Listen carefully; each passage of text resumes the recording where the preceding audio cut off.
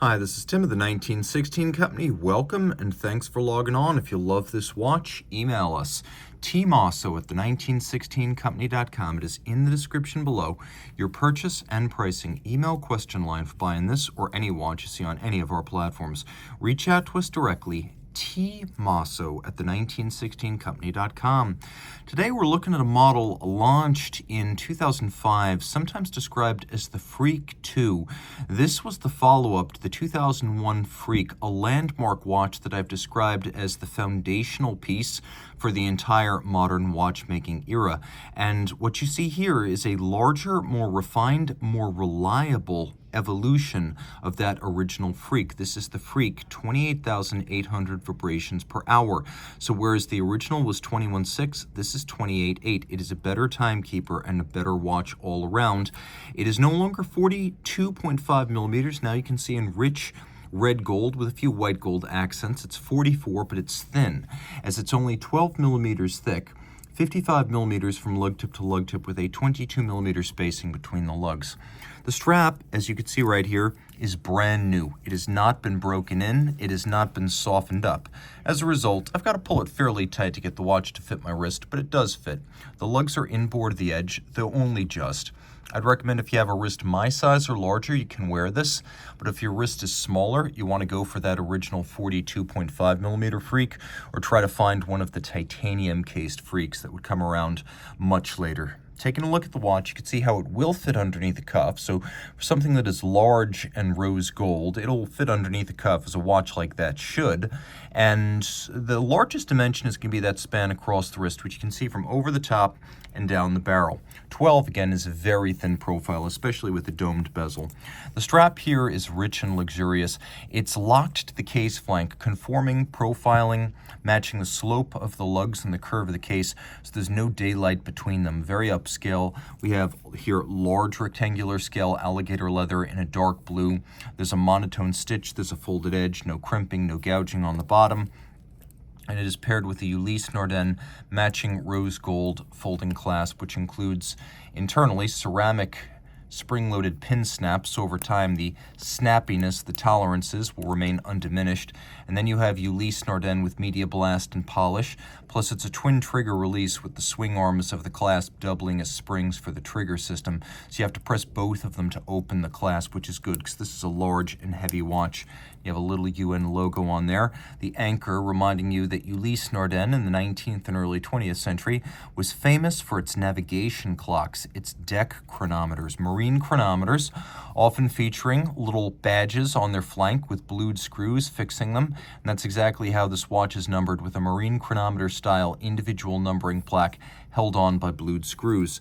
Taking a quick look, you'll note that there is no conventional crown on a traditional Freak. All of the setting is done with the bezel. All of the winding is done with the case back. The lugs are large, and you can see that they are underslung with a little bit of a teardrop profile and a fluted edge.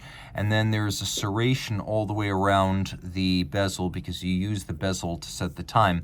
Now, on the original Freak, it was easy to accidentally displace the bezel and accidentally reset the time. So for the Freak 2, a little lift lock was added. You lift the lock down at 6 o'clock, and that allows you to manipulate the bezel.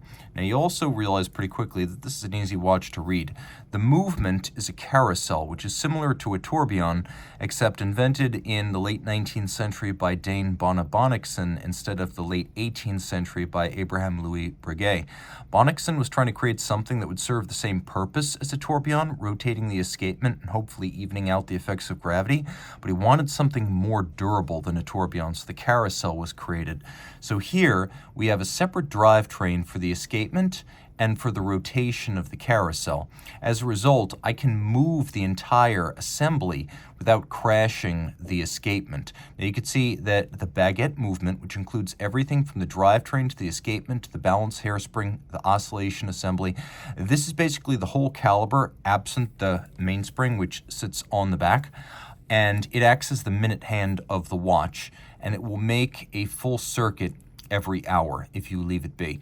You can also see why no Freaks were water resistant until the Freak Cruiser of 2013. The upper pivot of the carousel actually protrudes through the crystal, so moisture and dust resistance only.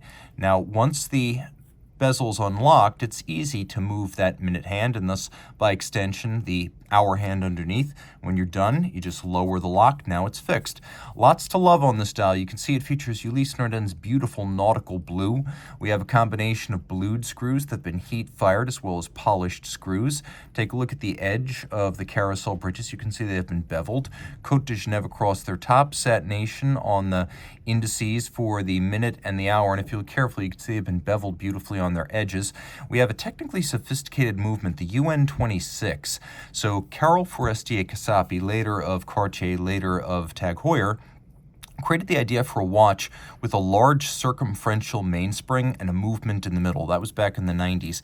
And then at Ulysse Nardin, that idea was translated into the Freak with the carousel on the front and the mainspring on the back.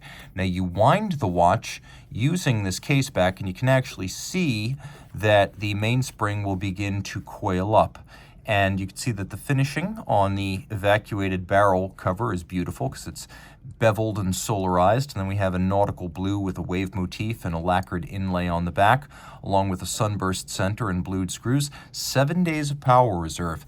Back to the dial side, you can see that the balance is free sprung, variable inertia with the adjustment performed using these bolts that can be moved in and out to change the polar moment. We have silicon components here. This is a silicon dual Ulysse escapement, 2 wheels, very minimal oscillating mass, very minimal friction as a result of the use of silicon components. You can see those little toothed wheel profiles characteristic of the Freak 1.5, Freak 2, and subsequent, and all this beating at 4 Hertz, of course. And you will see that the free-sprung regulator, the proprietary balance design, the silicon escapement, all very forward-looking for a watch that came out in 2005. You can also see that there's a sapphire ring that acts as the hour track, and it has metallized numerals on it that are very, very cool. Lots to love with this watch, especially since the entirety of the movement is on the dial side. Reach out to Team Mosso at the 1916company.com for purchase and pricing details.